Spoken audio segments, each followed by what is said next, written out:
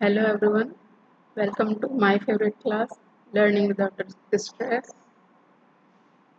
Today we are going to discuss about respiratory quotient. इसे हम श्वसन गुणांक कहते हैं।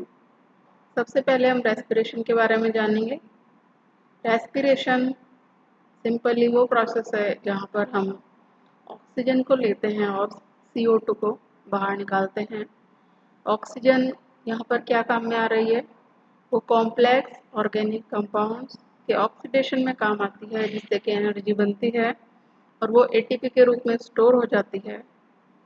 उसी एनर्जी से हम सारे काम कर सकते हैं। तो ये एक ऑक्सीडेशन प्रोसेस है जहाँ पर complex organic compound simple water और कार्बन डाइऑक्साइड में चेंज हो जाते हैं। Simple compounds, carbon dioxide and water. तो अगर यहाँ पे ऑक्सीजन यूज़ की जाएगी तो उसे एरोबिक रेस्पिरेशन कहेंगे, और ऑक्सीजन अगर यूज़ नहीं की जाएगी तो एनारोबिक रेस्पिरेशन उसको कहा जाता है। ये रिएक्शन जो हमको यहाँ देखने को मिल रही है, ये फोटोसिंथेसिस से अपोजिट रिएक्शन है। यहाँ पर ग्लूकोज, वाटर और ऑक्सीजन से कार्बन डाइऑक्साइड और वाटर बन रहे हैं। एनर्जी ATP के रूप में स्टोर होती है। रेस्पिरेटरी क्वोशिएंट की अगर बात की जाए तो volume of evolved carbon dioxide upon volume of consumed oxygen. तो RQ को यहाँ पर कांस्टेंट प्रेशर और टेम्परेचर पर मेज़र किया जाता है। सिंपल फार्मूला है CO2 अपॉन O2। अलग अलग सबस्ट्रेट यूज होते समय अलग अलग RQ की वैल्यू हमको मिलती है। सबसे पहले कार्बोहाइड्रेट, जो ज़्यादातर सबस्ट्रेट के रूप में काम में लिया जाता है, तो इसका कंप्लीट ऑक्सीडेशन होता है और कार्बन डाइऑक्साइड और वाटर बनते हैं।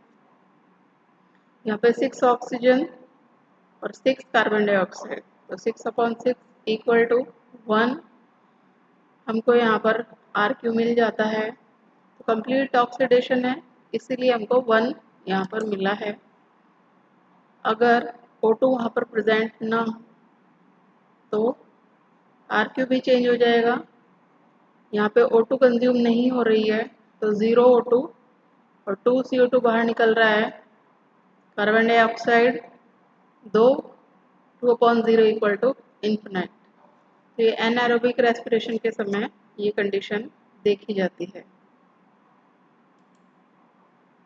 प्रोटीन के लिए RQ 6O2 5 CO2, तो 5/6 इक्वल टू 0.8, 1 से कम है इसकी वैल्यू। और ये कंडीशन ऐसे सीड्स में होगी जहाँ पर स्टोर्ड कंपाउंड के रूप में प्रोटीन को स्टोर किया गया है और रेस्पिरेशन के लिए उसी को सबस्ट्रेट के रूप में यूज़ किया जाता है। फैटी सीड्स में जो सबस्ट्रेट होगा वो फैट होगा, उसके लिए हमको ज़्यादा ऑक्सीजन की ज़रूरत पड़ेगी और उसकी तुलना में कम CO2 बाहर निकलेगी, तो इसके लिए 1 से कम ही रहता है जर्मिनेटिंग फैटी सीड्स में। लेकिन जहाँ पर वो स्टोर होता है, जिस समय वो स्टोर होता है यानी मैच्योरिंग फैटी सीड्स में, तब कार्बोहाइड्रेट फैट में ट्रांसफॉर्म होता है, उस समय O2 रिलीज होती है।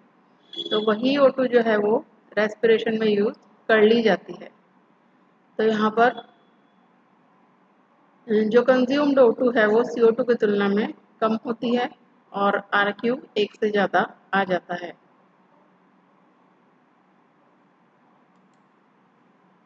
ऑर्गेनिक एसिड के लिए RQ सक्लेंट प्लांट्स में रेस्पिरेटरी सबस्ट्रेट के रूप में ऑर्गेनिक एसिड होते हैं, जैसे मैलिक एसिड, ऑक्सैलोएसिटिक एसिड। तो यहाँ पर volume of evolved CO2 4/3, RQ is more than 1/3। Carbohydrate का अगर इनकम्प्लीट ऑक्सीडेशन हो तब भी RQ की वैल्यू चेंज हो जाएगी। इनकम्प्लीट ऑक्सीडेशन में यहाँ पर वाटर तो बन रहा है लेकिन CO2 नहीं बन रही, तो 0 CO2/3O2, RQ भी हमको 0 ही मिलता है। ऐसा सेक्लेंट्स में देखने को मिलता है जहाँ पे स्टोमेटा जो है वो रात को ओपन होते हैं, दिन में वो बंद हो जाते हैं। रात के समय O2 कंज्यूम की जाती है और उससे ऑर्गेनिक एसिड बनते हैं। दिन के समय उन्हीं ऑर्गेनिक एसिड से CO2 इवॉल्व होती है, लेकिन वो दिन के समय फोटोसिंथेसिस में काम आ जाती है, इसलिए इवॉल्व CO2 जो है वो ज़ीरो रह जाती है। 0.3 इक्वल टू RQ हमको ज़ीरो मिलता है। ज़्यादातर RQ किसके लिए ज़ीरो है, किसके लिए इन्फिनाइट है, एक से कम किसके लिए है, एक से ज़्यादा किसके लिए है, इस तरीके के क्वेश्चन पूछे जाते हैं। So I hope you will like it. Thank you so much for your precious time.